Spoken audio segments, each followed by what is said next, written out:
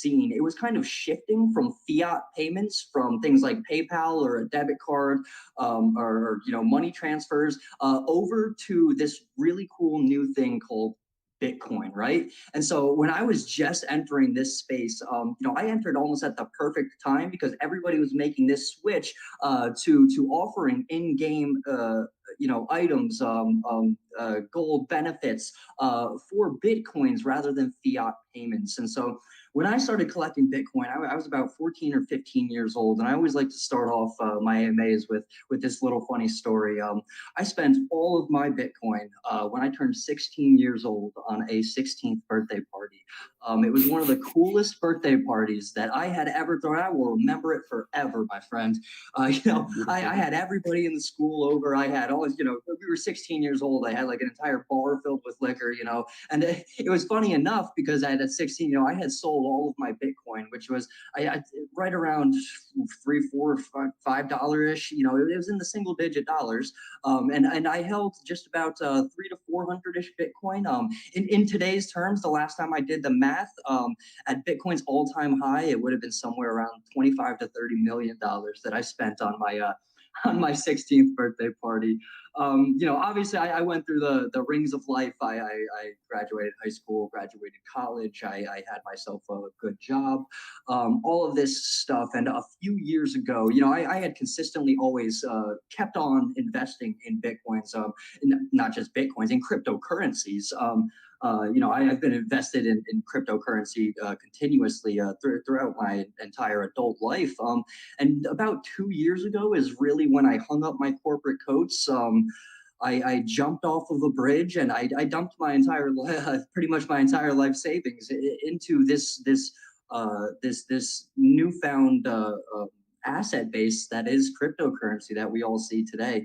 And being able to hang up my corporate coats and focus on the trading and investing in cryptos in general, it really allowed me to really deep dive into the back end world of what makes a cryptocurrency work. And so I've been studying Solidity contracts, specifically ERC20s, 721s, 1155s, for ever since I really got into cryptocurrency as my not only hobby, but pretty much what my life revolves around. And I wake up every day happy that I made that choice.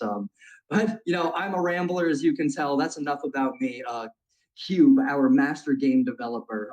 Everything that you guys see in front of you here has been crafted by Cube. He is a master of his craft. He's worked for some huge gaming companies that you all have very well heard of and played their games.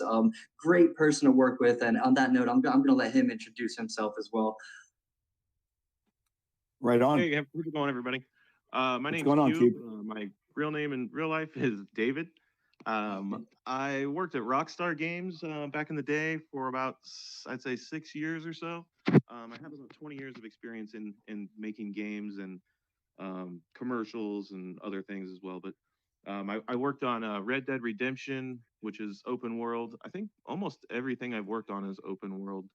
But Red Dead Redemption, Midnight Club, racing games, Forza, Blur Racing, some mobile racing games, Facebook games. So I kind of have a mix of everything. And then my full-time job is working in Unreal Engine every day, where I do like VR experiences for an architecture firm. So I'm basically taking all of the knowledge I've, gathered over the last 20 years and making a game with it. My background in crypto is not as long as Paul's. I've basically started when COVID started. So I got into it around Safe Moon Fig time, whenever they started, and that kind of got me hooked. And then Play to Earn started becoming popular. But most of the games that I saw out there were just, I don't know, just not good. And they were doing so well. I was like, I don't understand this. These games look horrible. So I was like, we could make a better game than this, and it actually would look nice and would be a AAA quality game. So that is our goal. Awesome, Cube. And for listeners that don't know, can you explain what the utilization of Real Engine means for your game? Sure. Unreal Engine, excuse me. No, you're good. So what it does is it allows us to, Unreal Engine is very flexible and it's a very modular system. So it allows us to easily add to the game as we go. So if we want to add, like we just added a stadium in the game recently. It's placeholder right now, but it'll be used for several different types of events where we can actually use it as revenue stream for other types of games we have going on, and it's just something where our island will be continually evolving. And the good thing about Unreal is they make it to where they're artist friendly compared to Unity. Unity's very programming heavy, and if you don't know programming, like if you didn't go to college for it, you're going to be struggling. And Unreal is a really easy way to get into games, and they give you kind of a good foundation to start from, like their vehicle blueprint, where we basically just plug our cars in to their vehicle code, and then there's things we have to tweak in there to make it work the way we want it to work, but it gives you a good ground floor to start from, where you're not developing a game for a year to get where we have. We've only been working on this for like 3 months. And is the game currently available to play? Yes. So right now, you can download the game. If you go to our website, that Hot Dog's showing, you download the game. It's a little under 9 gigabytes. So it's, smaller than your average like console game that's like 100 gigs. So it's not that bad. The graphics, it's open world and it's fairly high end. So you need, a decent video card. But if you do have a lower end machine, there are settings, so you can go into the menu and drop your settings down so the game, will run better for you. So we've tried to, make it as accessible as possible for people. So I see that this is the beta version of the game. What percentage of the overall vision does the beta version represent? That's a very interesting question. In a very general sense, I would say it represents a good deal of what we're building. Without a lot of main features, which are now on the ropes, on the verge of being completed, we're looking at a full game release. We're not the type of people to really lay down concrete timelines, but what we do is give very transparent progress reports and how much time that we honestly believe we have left.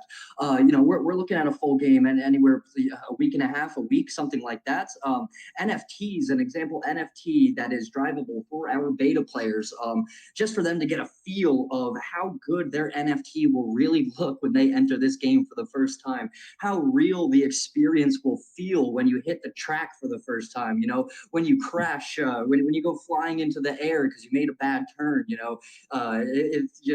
it's a real high quality experience. I'm going to dive into the game here in a sec, but I would say a good portion of what is currently in our game is represents our vision, and everything that we are planning to add is really the final stages. So what we've been doing, for the past few months here is really building the foundation of what is to make a great AAA quality gaming experience. And the foundation is really the hard part. Everything has to be perfect. It incorporates bug fixes, bug finding, little quirky details that we may need to fix, noticing if we may not have added something that needs to be added, or maybe need to take out something that we did add.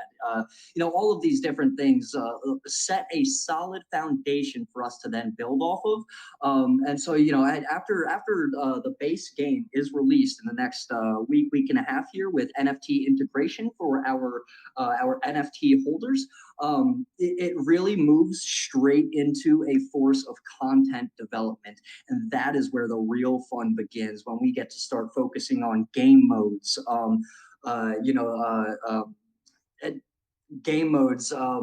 character creations, skins, car customizations, upgrades, all of these different things that really go into a full gaming ecosystem, are right on the verge of being ready to be added. Great. And you covered a lot there. I wanted to talk specifically first about the LuxeRacing NFTs. Yeah, how man. How many different models of cars are there to start? So we have 6 different models currently in our NFTs. Only 5 are still available. We did release one limited edition version, and we do plan to release further limited edition versions into the future as we come out with next sets of vehicles.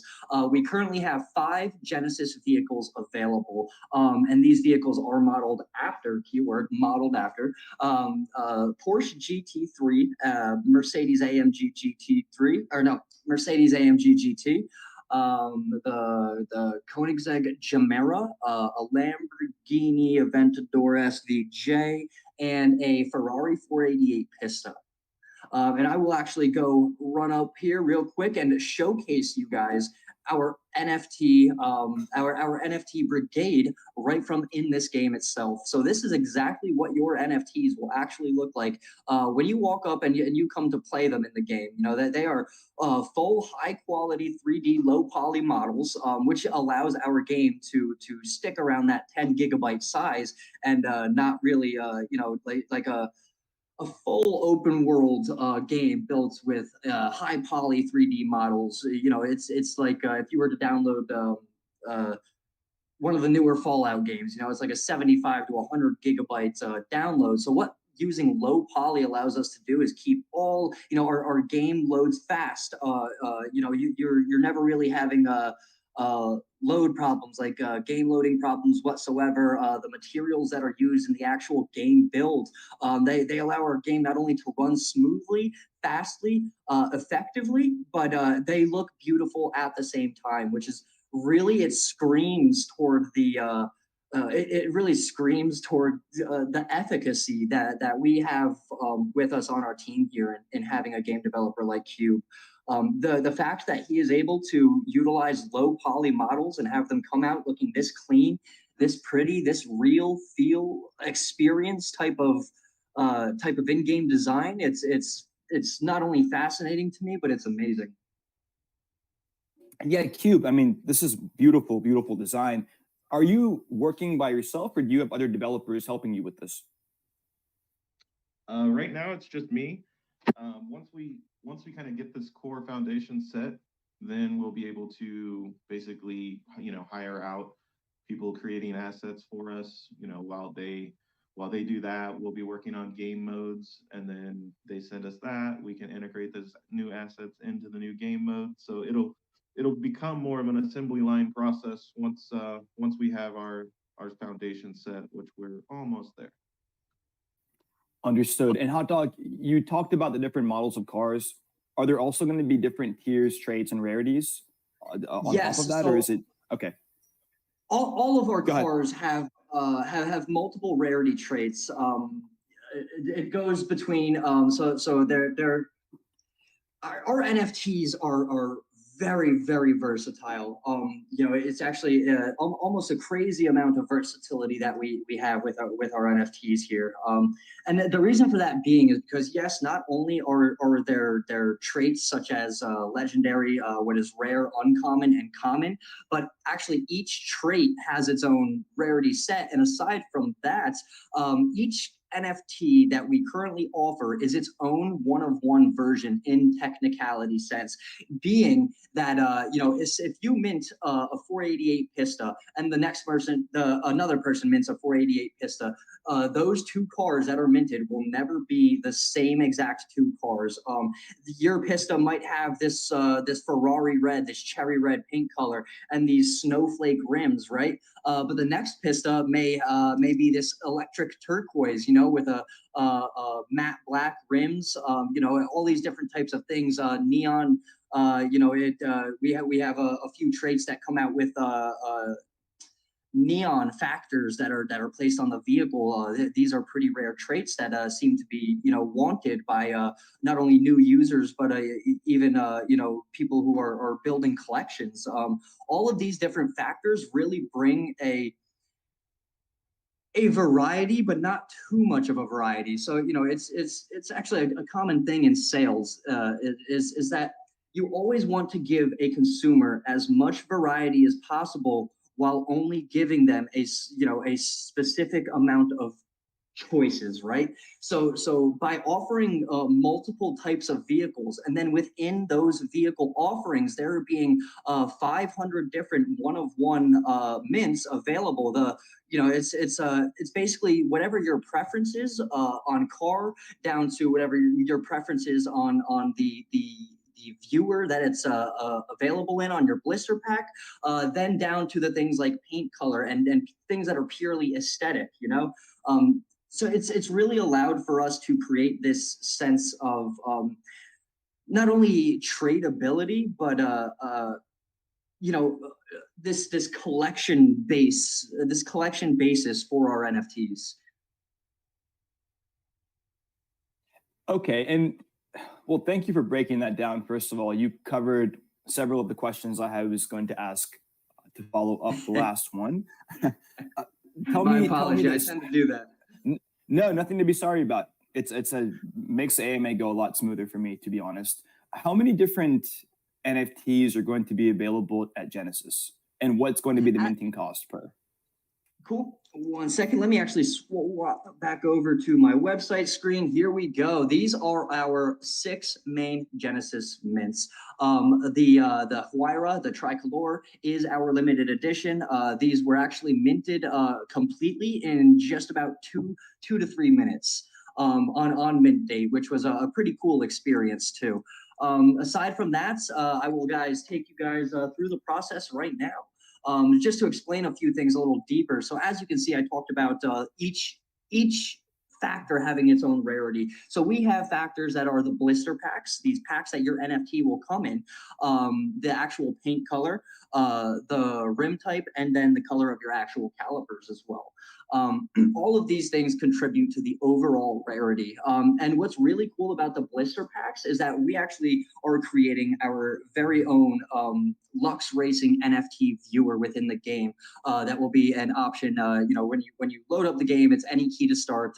You can either enter the game or enter your NFT viewer.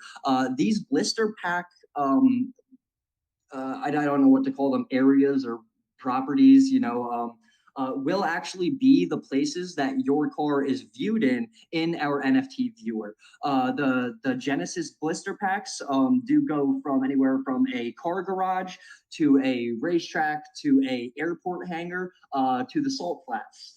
And all of these things will actually be in a real high quality setting for you to screw around, play with your NFT, take cool shots, all of these different things. It is purely an NFT viewer, but it's these little features like this that when they're added, it's things like that people really appreciate.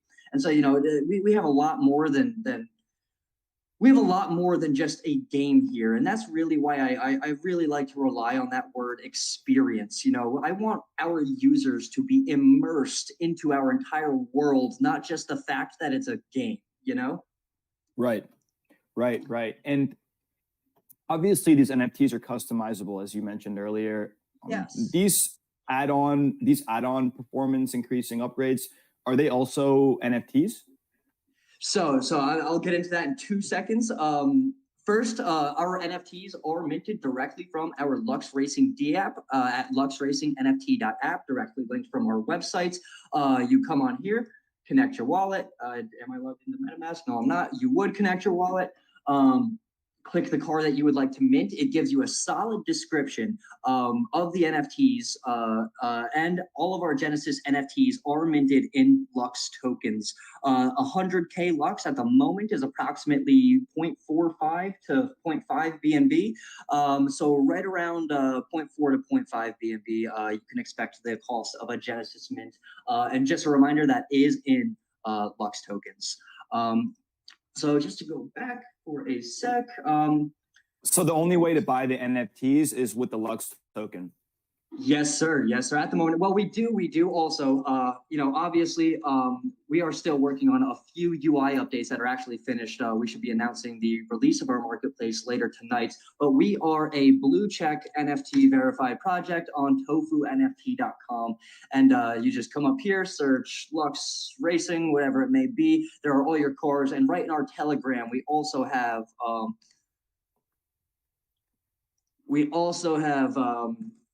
a link directly to our LuxeRacing NFTs page. So right here, everything does come up. Obviously, people are going to trade NFTs on third-party marketplaces, whether we want them to or not. So our point in getting verified on other third-party marketplaces is purely for the safety of our investors, so that they know that they are buying an NFT that will be able to be used in our game.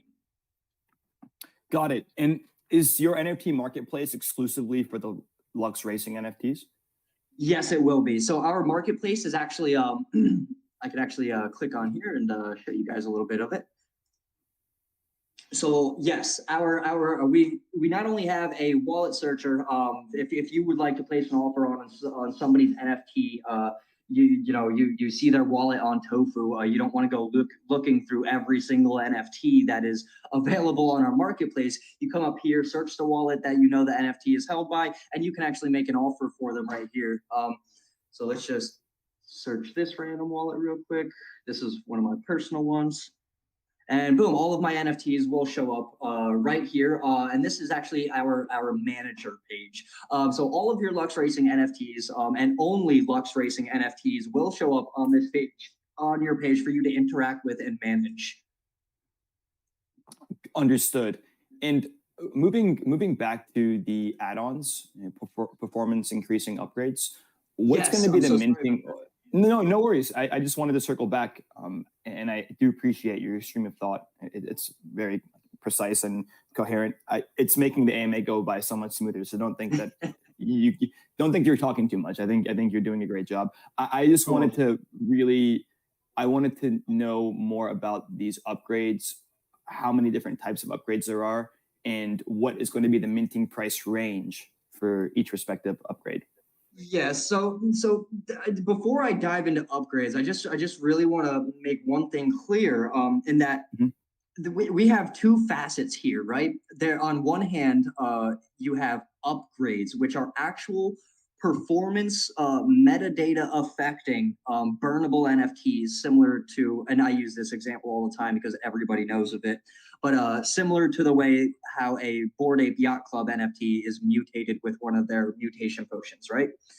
So very similar to that. And then on the other hand, you have purely aesthetic customizations. And here's the real difference between these two.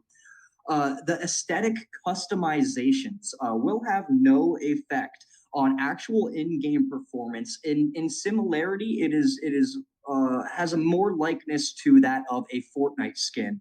Obviously, the amount of customizations that are going to be available, not only in the NFTs that are available in the NFTs themselves, but then aftermarket customizations. It is very unlikely that you ever see a car that is exactly the same as yours in the same server that you're in. And so just to get back to upgrades, yes, upgrades will be actual NFTs, again, sold in Lux tokens, and our approximated cost, obviously being that all of our ecosystem offerings are in Lux tokens. This is something that we are going to have to continuously manage, because being a GameFi project, accessibility is a huge thing that a lot of people miss out on, because they want their NFTs to be selling for millions of dollars, $300,000, whatever it is. But how many people are really going to be playing your game when the only person able to buy, when only 0.5% of the world is able to actually purchase the gateway to your gameplay itself.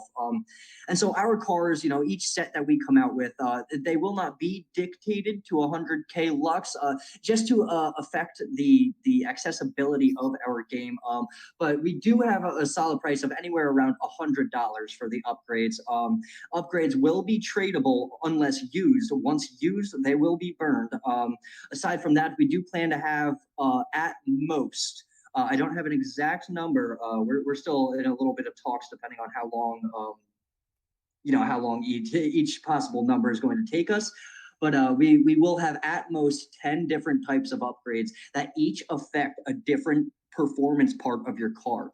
And so the really cool thing about our game is that Unreal Engine allows us to really drill down into the performance of a vehicle, down to things like the how many rotations the gear shaft will spin at per minute.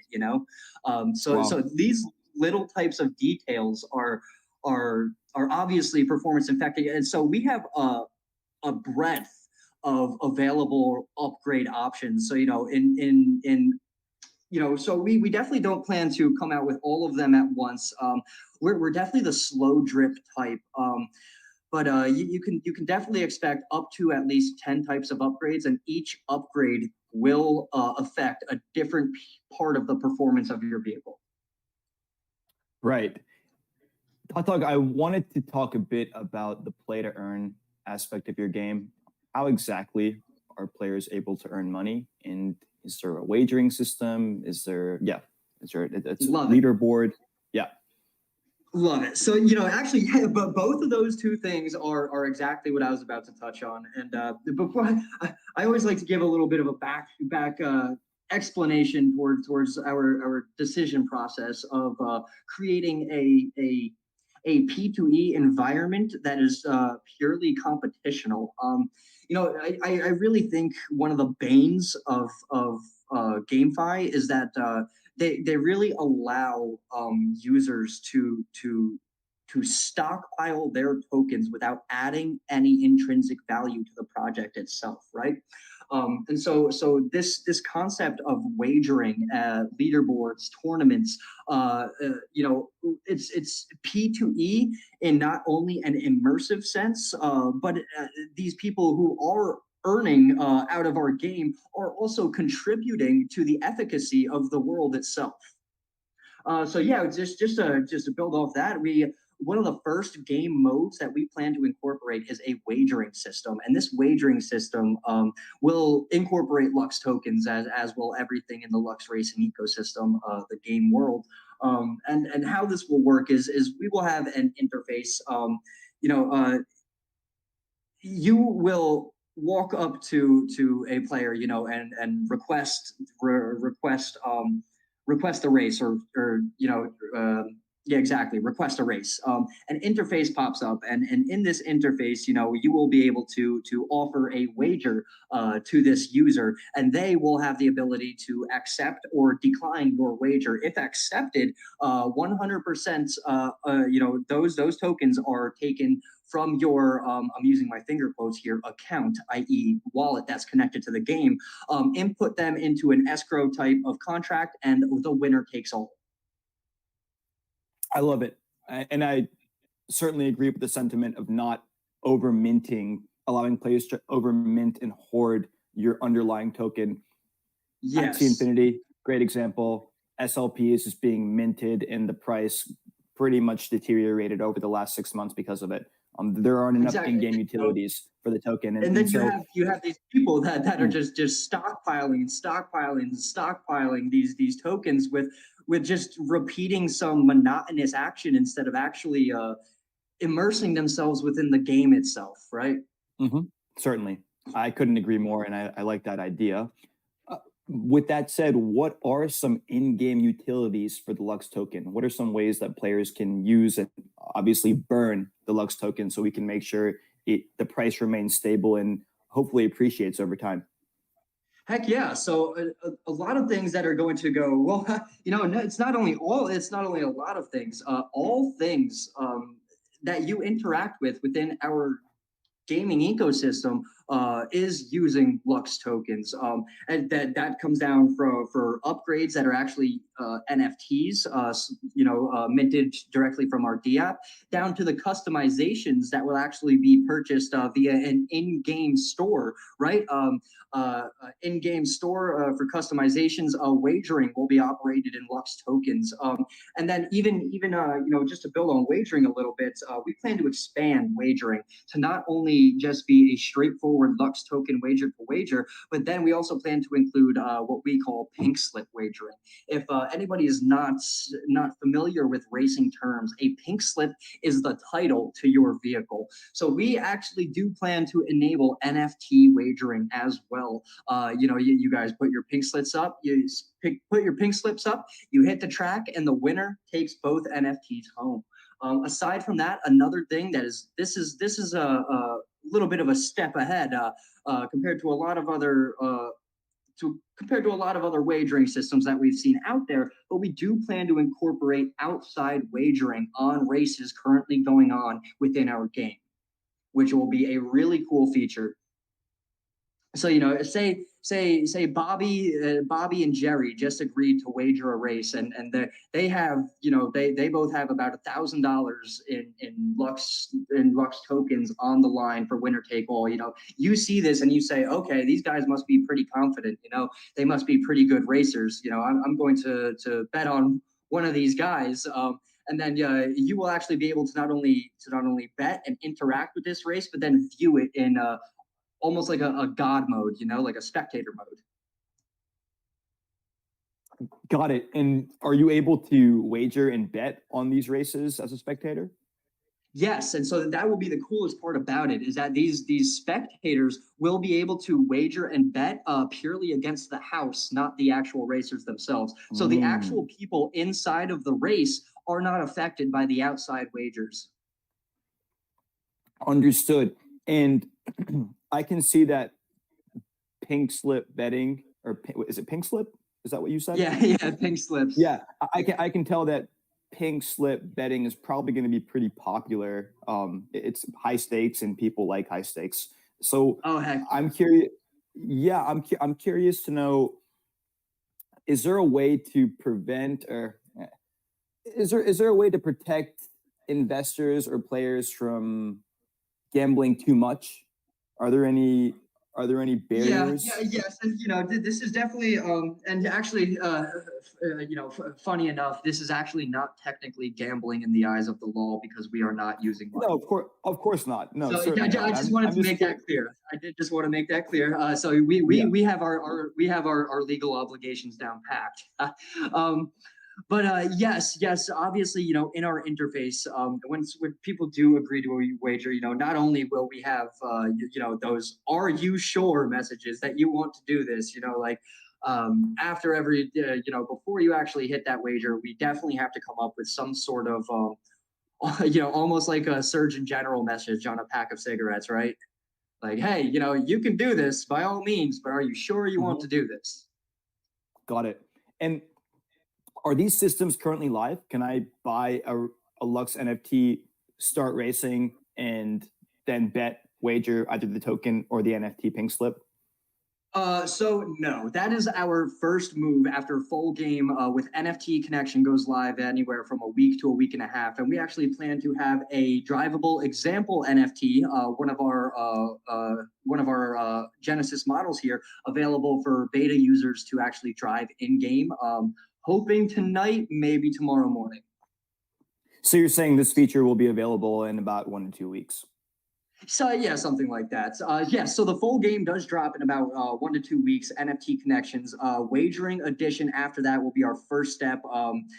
Based on our research, it shouldn't take too much time. A few days after the actual full game launch, and we'll start kicking up real game features, and that's when the real party starts. Like I said before, content development. At the moment, we are in the nitty gritty of it. Before you build a house, you have to set the floor and the concrete foundations, and that is currently, we're hosing off the concrete at this point. So we talked about the sort of utilities that the Lux token provides with respect to the overall ecosystem. Let's go into the high level overview of tokenomics. Yes. Beautiful. So our tokenomics are very straightforward, actually. We do have a 1 billion total supply. Currently about 984.4 million circulating. So we have burned approximately 1.6%. And our taxes are very, very straightforward. 5% development, 5% marketing. And actually a really cool thing that I always forget to mention is that Lux tokens have a 0% transfer tax. And that 0% transfer tax really allows us to utilize a lot of the features that we're talking about today. Because when people are sending tokens into contracts to other people, when they're wagering, all these different things, it would just be a detriment to investors, our investors, who we obviously care about very much so, for them to be losing some percentage of tax on transfers every time they utilize a feature. Aside from that, we did launch with taxes of 5% liquidity, 2% development, 3% marketing. We are currently sitting at a beautiful liquidity ratio. Our liquidity is perfect. We have not even broken the 1 to 10 ratio yet, even at our all-time high of around 3 mil. Currently, I want to say it's about a 1 to 5 or a 1 to 6 ratio. So we did decide to, okay, liquidity is obviously stable. We don't want to over pump it, and obviously the asset appreciation on an overloaded liquidity is a very strenuous process, and sometimes it really makes that chart not look so good. So we did decide to switch over from that 5% in liquidity and split it back in between development and marketing. Once the full game does go live, we will be talking amongst ourselves, our core team, and actually a permanent tax lowering as well. And I do see staking at the bottom of the screen there. Heck yeah, my friends. So is it going to be single asset staking of the Lux token or liquidity pool staking, both? And is there going to be a lockup period? Tell us a bit about that. So currently, we actually are already live with a staking partner, and there's some pretty cool things that I get to mention here when I talk about our staking. Actually, for one, we have approximately over 30% of our supply staked by investors and users themselves.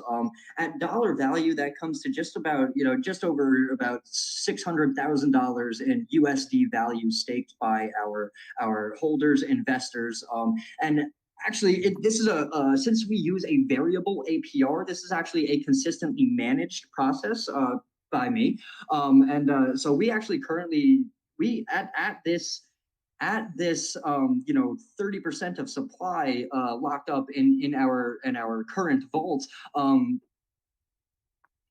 We actually have been able to provide a staking APR of anywhere between 65 to 70%, depending on that 1 to 2% fluctuation of who's staking, who's not staking, whatever it may be, which is really cool. So not only do we have the interest of our investors to be able to want to earn passively, but we've been able to keep up with our APR rates, so that not only do we have an attractive APR, where APR is not our main utility at all, or really much of a utility we focus on at all. But it is there for passive earning as we do build out, and aside from that, some features of our staking vault currently, we do have a 1% maximum stake per wallet. This is just some investor protection against people who may hold large bags, and so that our staking pool gets split up efficiently between our users. There is a 30-day minimum lock. You are allowed to manually compound. However, this manual compounding does affect the 30-day lock and restarts it, and there is a 10% early withdrawal fee. Aside from that, it is very straightforward. We have a staking partner in Sphinx Labs. They have been absolutely amazing to work with. Lonzo, their lead dev, great guy. He made the process as simple as could be. I did want to say one more yes, NFT staking is something that we will be coming out with in the future. So we do currently have token for token staking, and so you stake your Lux tokens and you earn Lux tokens at an APR rate of anywhere between 60 to 70% is what we like to keep it around. Before I go into NFT staking, our staking pool being an APR, not an APY, and being managed is actually sustainable. At this current APR for, I want to say it's just about 150 to 175 days, and we've already we already have our plans for the not only the consistent and constant management of this, but the sustainability of our staking pools is a huge thing for me. I don't want to go out there and offer 100,000% APR if when that APR only lasts for 3 days. That doesn't make sense. So the entire thing is a very mathematical process, and we've been able to maneuver through it very well at this point. I'm really happy with how our staking is going, and how it's looking to increase into the future. Aside from that, we do plan to have NFT staking as well. Actually, and this is a really cool thing, because how this would be done is actually through an in-game feature. It's almost similar to, like, you would pull up, you would pull your car into a garage of some sort, right?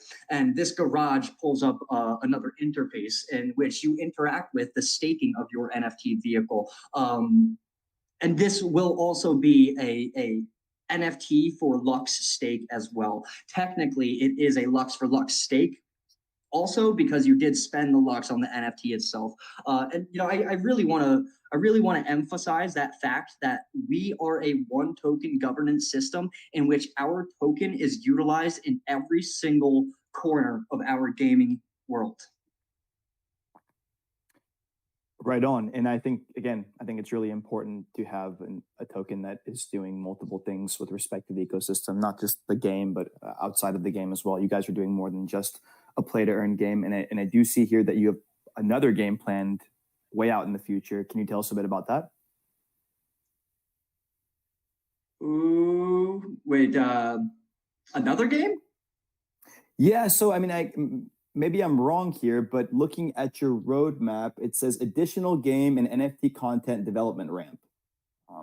Maybe that might be my bad wording. So additional game and content development. So this is our game. We are not the type got of it. We are not the type of people, and we do not have it in our plans to just release the full version of our game, throw up our hands, say woohoo, we did it, we're done. That is not us. LuxeRacing will be a world that you will see us building, not into, but expanding constantly and consistently for years to come. I love to hear that. Tell me about the private sale and pre-sale. How many wallets contributed? What was the maximum contribution amount? And what were the hard caps respectively for each? Oh, wallets. I actually haven't looked at that in a little bit. I could give y'all that other information off the tip of my tongue, but the wallet contributors. This was we did hold our private funding round around January, so it has been 3 to 4 months since then. I want to say about 200 contributors. I really want to say about 200 contributors. We had no pre-sale whatsoever. Our hard cap was 400 BNB for the private. It was filled very easily. And actually, how we went around filled that, and we went through a very meticulous process with our private sale, because I did not want it to be the average thing. Obviously, we're all very familiar with the BSC. A big thing in this space that everybody knows is coming is that, I'm using my finger quotes here, even though you guys can't see, but private sale dump, right? And that's something we really wanted to avoid. So we took the meticulous route, and instead of just posting a link on Pink Sale and then getting all these callers and all this hype-based speculation marketing, we actually built our product first. Our base product we built first. And then we went about our private funding rounds. And you guys were actually a part of our private funding rounds in WCT. I think our first AMA was something like January 20th, maybe something right around there. I do remember that. But this is exactly how we did this. We had our product built. We showcased our product and our ideas via AMAs, strictly AMAs, in order to really capitalize on investors that, for one, see the vision that we see, and for two, actually are interested in the product that we are bringing to the table. And that has really allowed us to create that initial community of it's not just people that are screaming pump to the moon. It's people that are genuinely interested in utilizing our game for all the features that we have in it.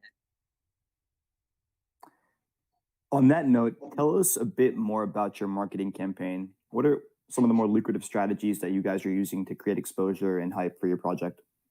Yeah, so, one of the more lucrative, that's an interesting one of the more lucrative ways that we, and I guess I don't want to use the word lucrative, but more so uh, attraction, attention grabbing, and you're looking at it.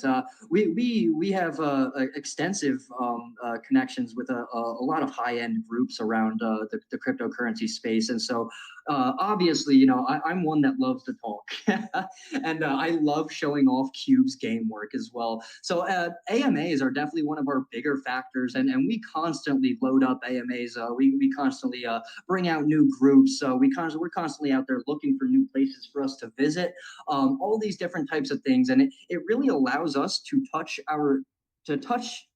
the not only the investors that we're looking for that are really interested in our product, but it really allows me to get all of our ideas across and really explain the vision. Obviously, you can go on our website, you can see a whole bunch of cool stuff. We have a lot going on with our Lux tokens, a lot of uses for it, a lot of ways for you to earn, a lot of engagement within our community. But it's definitely a different type of attraction when I am able to get up and in front of a very large group of people, and a lot of times we are able to get into some even private venture capitalist type groups in which I do get to get in front of some pretty wealthy individuals and really explain my dreams for what LuxeRacing is to become. That has definitely been one of our most attention grabbing marketing methods. But coming up here, I do want to talk about a marketing campaign that we actually have right on the lines as well, to be coming out right along the same lines as our full game release. And this is actually a little more in tune to a generalized marketing sense, rather than a let's say let's say early investor sense, and so this generalized sense, this will incorporate we have a few different websites that are in the Coinzilla portfolio that we'll be working with, specifically in regards to play to earn visitors to their websites, and then obviously website stats. Aside from that, we are planning to roll out a Flues API in the next few weeks here. Not even next few weeks, pretty soon actually. Aside from a Flues API, we have a content article that just got written. It is absolutely beautiful. I can't wait to get this out there. You'll be able to see see LuxeRacing on Yahoo Finance, MarketWatch, Benzinga, all the big ones. Maybe a few of the actual very large ones. We're still in a few talks of exactly where we want to publish. Crap, I'm missing one more thing too. But basically, as you can tell from the things that I'm talking about at the moment, we are shifting our marketing efforts into a more generalized generalized effort, rather than purely crypto / early investor enthused buyers, right? Yep, copy that. Why did you guys choose to build on Binance Smart Chain, and do you have multi-chain aspirations at any point? Good question. That's one that a lot of AMA guys don't ask me. That's actually one that we really had to spend a lot of time on too. That was not just like a one-day decision. Okay, BSC, but it really drills down to that factor of accessibility. When we were first ideating, obviously ETH is going through a momentous time at the moment. They've been able to lower some gas fees. They've been able to, they're now coming up on proof of stake, right? That's pretty cool. And all these different things. But when we were ideating, and it's the ETH gas is still a crapshoot at this point. Our game requires a lot of interaction, and so accessibility is a huge thing. We don't want our users to have to pay $200 in gas every time they want to log into our game and then go hang out with their friends in a certain area, utilize a racetrack, utilize a game mode. All these different things that are going to need transactions or signing or wallet communication to the game itself. On a chain like ETH, we did a few scenarios of mathematical educated guesses as to what our users would have to spend. And really the BSC made the most sense. And us not only being an NFT project, us having a single token that governs our ecosystem, the BSC just made the most sense. Obviously, if we were just a straightforward NFT gaming project that had no token whatsoever, I would maybe say that we would now be on Poly or Sol, right? But the BSC for this, there's, we have a lot of moving parts here. There's a lot of facets to what we have going on, and the BSC just makes the most sense when you have this much going on. And we really want to drill back down to that accessibility for not choosing ETH. For multi-chains, we do have multi-chain aspirations. The interesting thing here is we are looking at a bridge rather than a actual multi-chain, right? So bridging is a bit difficult because it does take a very, very large amount of funding. And this would be so that our game does not have to, there would be a lot of trouble if we had to load NFTs on the ETH chain and then NFTs on the BSC chain and have them play against one another in the same server, or have the wagerings, have wagering work with different. It would create a lot of complications for us. So a bridge is actually really the only thing that makes sense at the moment. And yes, we do have aspirations for it. We are currently starting to plan out the funding. But aside from that, that's really the only thing that we have to plan for. We already have a partner that's well versed in creating bridges, and he's excited. He's excited to hop on the LuxeRacing train and get going with us. Well, Hot Dog, it's been a excuse me. It's been a pleasant AMA.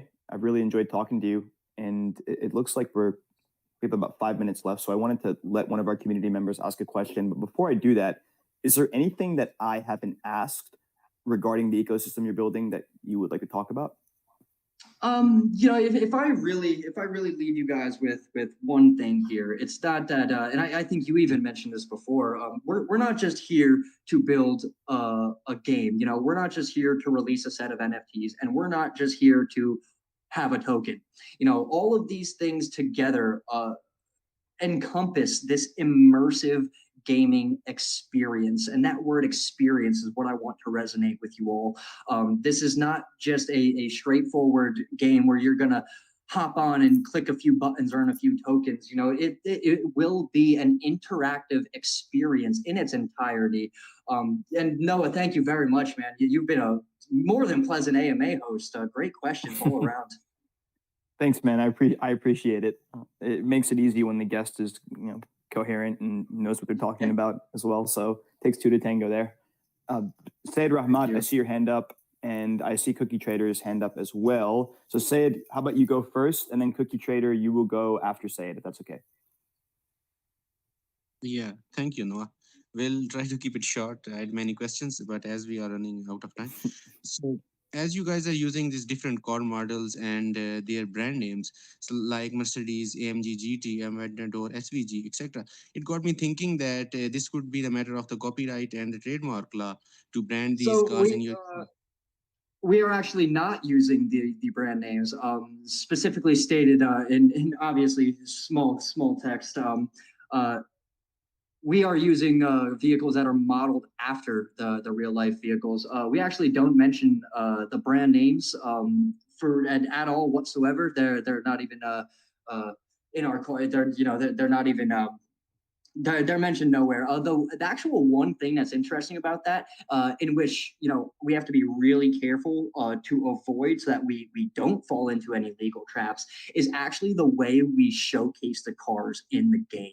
So these high-end brands, they don't want their cars to seem dangerous when kids see people in these video games driving them at hundreds of miles an hour and crashing and things like that. So the amount of damage that you can add to cars like this, certain things of we're not allowed to add pedestrians into our games, because these car brands will sue the crap out of us if we have one of their cars hit a pedestrian in the game. It's little things like that really can't. It's little things like that is actually our worry. It's not the actual the model of the car itself.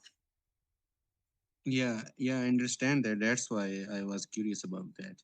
Heck Okay, yeah, man. moving So to we're actually in the clear. The good thing about working with somebody like Cube, who has worked on games like Forza, Midnight Club, he's actually utilized all of these cars before, all of these brands before. He's worked with all of these brands. He knows exactly what to do and what not to do, so that we don't get a knock on our door. yeah, great, great. You guys have sorted that out. Okay, so moving to my next question. So Lux Racing will be open world game. I was wondering that which servers you will be using and how many players will be able to simultaneously join Lux Racing. And I mean, how much traffic will your servers be able to handle? Yeah. So on full game the launch dates for let's say for maybe a few days or anywhere up to a week. We do plan to not go balls to the walls with our servers just in case we have to fix any bugs or anything like that. We do plan to utilize AWS, and we do have the funding for very high end servers. At Like I said, we won't be going balls to the walls as soon as we launch. You can expect I forget whether the number is 16 or 32 players per server, and we will have multiple servers online. And then in a few days to a week's time, we will go with the balls to the walls server launch and really maximize the amount of players that can actually play together as well. Understood. Okay, thank you so much, guys. And it's really great to see a real game in Thank you, crypto Syed. space with the yeah, with such a good and immersive graphics. Thank you so much. Thank you, man. Ooh, I Thank think you, we had one Sayed. more question. Yeah, we got Cookie Trader next. Hello, can you hear me, guys? Yes, Yes. sir. How you doing, Cookie? I'm fine, and you? Oh, wonderful, my man. Okay. So my question is, earning in the game is important, but with me, that's having fun. Why earning is also important. So, to what extent does your game focus on the entertaining aspect of the game, and what measures are in place to help the game suitable for everyone, including non-crypto people? I'm going to answer the last part of your question, and then I'll ask you to repeat the first one. What will bring our game to the eyes of people who may not be involved in cryptocurrency is basically the question. And so my answer to that would be this: not only the quality of our game, but really what it allows us to tackle in terms of outreach. When our full game drops and we're getting ready for wagering, you can expect to see us partnering with Twitch streamers, YouTube lives. We plan to host our own tournaments, things like this, to really get the word out. And obviously paired with tournaments, digital ad campaigns to get these gaming enthused players into our ecosystem rather than just these crypto enthused. And it's actually kind of interesting. We have seen a pretty recent rise in number of people who are entering our communities. Specifically, not because they like tokens on the BSC, but because they are diehard racing fans, right? And so just seeing that already start to pick up as we really get ready to tackle some big real world marketing tactics. It's really cool to see. Could you repeat your first question though? Yeah. The first question was, earning in the game is important, but with me having fun while playing, why earning is also important. So, to what extent does your game focus on the entertaining aspect of the game? The interesting aspects of the game, like what you can do for fun. Yeah. I got you. So I mean that is that's a really good question, because when you think of metaverse, you think about a sociable digital world, right? And we have the making of a metaverse here that is focused on gameplay with a racing theme. Which is a really cool question, because all of the game modes, when you drop into our world, yeah, you will be dropped into a metaverse, right? But you are playing a game at the same time. So all of these different game modes, features that you'll be able to do, just to name a few, wagering at specific tracks, you'll be able to go explore. This is an open world game. Every single corner, we have Easter eggs added. There will be, we have a stadium where we will be able to, where we're planning on things like destruction derbies. Destruction derbies. We'll have actually other game partners that we will be able to implement into our game itself via loaded buildings. The only kicker here is that those games do have to be built in Unreal Engine, but the really cool thing is that Unreal Engine is now being adopted as a high quality game maker within the crypto space. So as a few more, maybe lower quality or pixel type clicker games as they come out, we are able to incorporate these things into our metaverse world built in Unreal Engine. So no matter what, no matter where you go in our world, no matter what you're doing, there will be this gaming aspect to it. You'll always have a goal. You'll always have something you would like to do within the world. You'll always have customizations to make. You'll always have a new person to race against, a new race to try. All these different types of things. Okay, yeah, thanks for the really great answer you gave me. So my second question is, when people find it difficult to access your game, they tend to lose interest in the game. So my question is, how accessible is your game and how easy to play is your game? Can you tell me about the designs of your game? Well, my question for asking this question is, sometimes when I download game, I found it difficult to access it, keep loading. So how do you plan to solve this problem? So what was your problem? It was a big download. The network. I think he means. I think he means how do you plan? I actually don't know. I don't know exactly what. Are you talking about the ease at which players can access the game? Yeah. Should I Okay. should I Okay. repeat?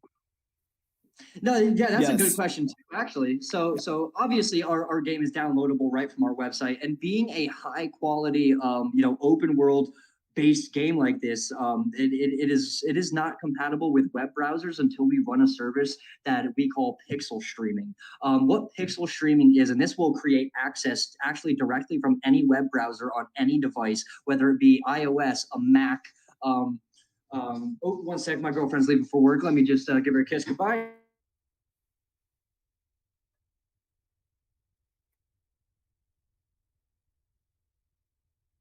All right, I'm back. So pixel streaming is really cool, and how I can give you a an example of pixel streaming. Xbox Game Pass, right? And how you can play certain Xbox games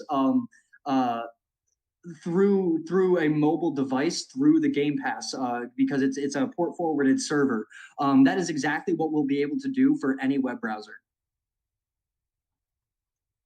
But Okay, the yeah. game but the game itself is a downloadable file.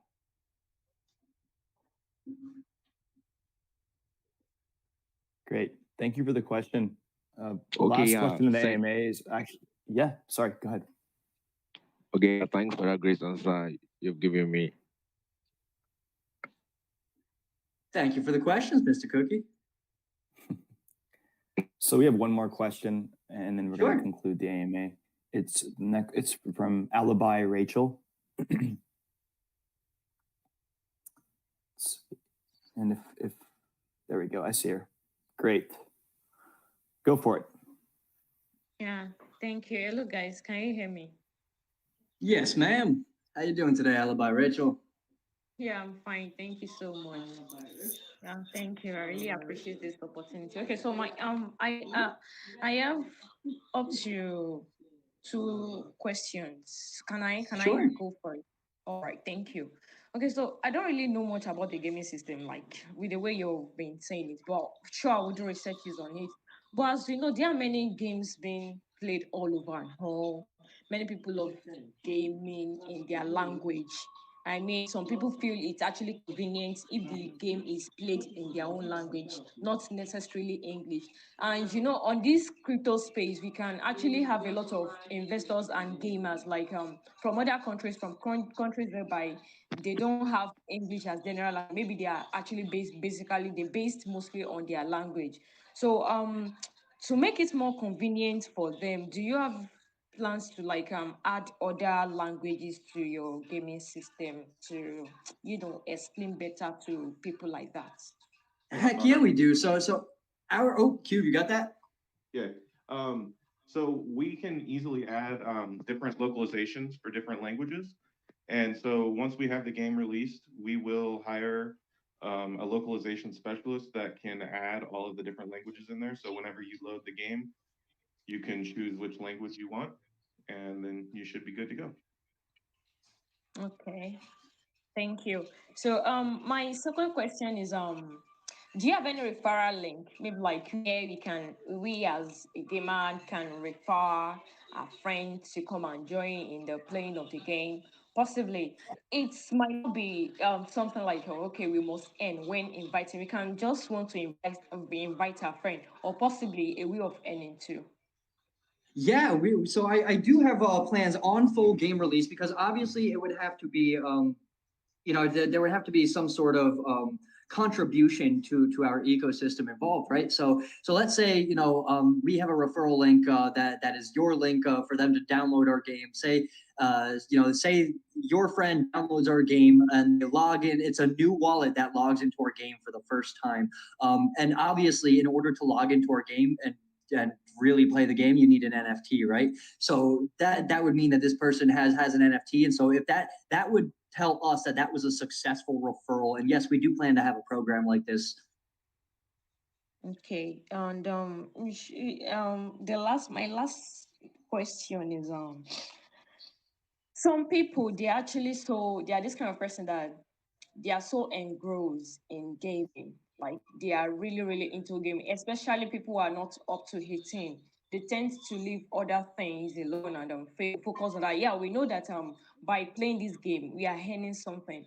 But sometimes you might keep losing. It's actually part of life. It's normal. But some people they just keep on playing it instead of doing other things. They keep on playing. So should we like have something like okay, there's a particular time to which you can play in a day, or some time how many times you can go in a day, that kind of thing, to reduce this kind of oh this thing like continuation of playing and leaving other things. So are you asking, do we have anything to maybe notify people that they've been playing our game for very long? Like Yeah, maybe that? like in a day. Yeah, maybe like in a day to like be okay, you've reached your limit for a day or for Well, some hours. so the thing about cryptocurrency and this being a valued asset in monetary concerns is that we technically technically our game is rated for 18 years or older, and these being adults, they can kind of do whatever they want. But yes, yes, we will place warnings or some sort of message that does say I don't know if you've ever played I've actually, it's kind of funny. I'm 28 years old, and I have played and completed every single Pokemon video game out there today. Even the most recent one, go. I guess I shouldn't say that, but I forked it. But they have something that's really cool, and it's like when you go when they take you into a crap. I forget where it is, but it's basically a little message that's just a funny little message that says, "Hey, how long have you been playing Pokemon? There's a real world out there too, you know." Yeah. But little things like that, yes, we could incorporate something like that. I don't definitely don't see any harm in it. I definitely do see the benefits. But an actual restriction, no, that's definitely not plausible. Mm, okay, let me give you an example. Like I have my younger brother. Sometimes when he's like playing the game, when he's playing the normal game on his phone, and then he'll be like, Paul, can you do something? Can you do this? He'll be like, I'm coming. And for us, he's always on the game playing it. There are sometimes that okay, we have some games whereby they will be like, okay, you have because you can't go through maybe your hearts you don't have more hearts again. You have to wait for some hours. At the time he's waiting for some hours, at least before he can come back to playing the game, at least he would have done a lot of things before coming back to the game. So that is actually where I'm driving at. I hear you. You know, I don't know how I don't know how I may be able to stop that, but yeah, a restriction on playtime would definitely, because then you have to think about this is an earning opportunity for a lot of people, especially people who are going to end up playing our game almost like semi-professionally as they do iRacing, you know, and so adding a restriction to that would be a detriment. Hey, Paul. Yeah. So, just so you know, just coming from the game industry and when I was working there, everyone, they some some game studios hire psychologists and they strictly are there to help design the game and make it addictive. And that's one of the reasons why I left the game industry. That I think is taking advantage of the person playing the game, and they don't even know they're being taken advantage of. So that's one thing that's always in the back of my mind is that we do not try to enable things like that. It's meant to be a fun game that you can earn money with, but it's not meant to be an addictive game. Oh yeah, I really understand you guys. Best of luck, anyways. Best of luck. Thank you so much for the answers. Thank you for the question, Gentlemen. Rachel. Oops, Yeah. sorry, Noah. No worries. Finish your thought there. I was just gonna say, Cube. That was such a wonderful comment, man, and you know that just brings me back to you know I've never seen such a I've never seen you know such an awesome process of not only work ethic but you know Cube is one of the best people I've ever had the chance to work with, and you know it's you can hear it from him, his sincerity and his words himself. And the fact that we have him on the LuxeRacing team is something that we definitely feel proud of. Well, gentlemen, that brings us to the end of the AMA.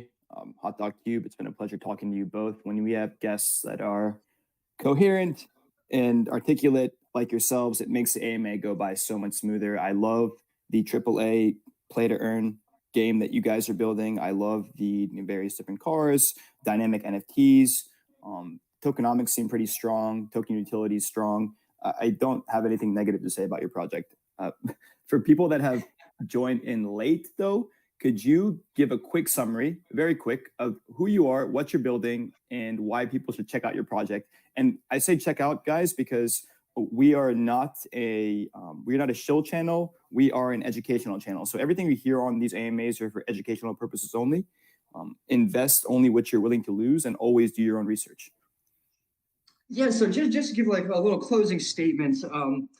Obviously, I am Hot Dog, formerly Paul. My partner and co-founder is Cube, formerly David, and we are the founding partners of LuxeRacing. And what we are building here is not just a game. It is an immersive gaming experience that revolves around the theme of luxury racing, in which we have LuxeRacing. And I say it's not just a game. We are building an entire open world, massive multiplayer concept that is considered in every way that I've thought around it a metaverse. The only difference is that we have a focus on the gaming capabilities within our metaverse, specifically the gaming capabilities in relation to real feel immersive racing. There will be opportunities to earn through our game.